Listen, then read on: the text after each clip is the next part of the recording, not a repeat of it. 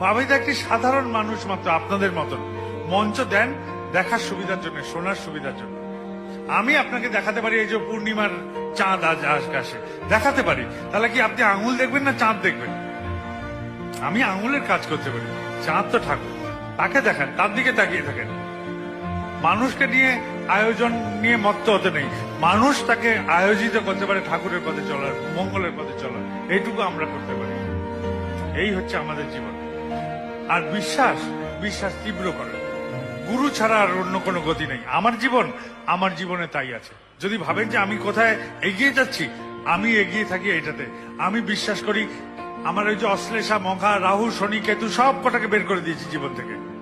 আমার একটাই বিশ্বাস, কিং করবে গ্রহে সর্বা যাচ্ছে কেন্দ্রে বৃহস্পতি।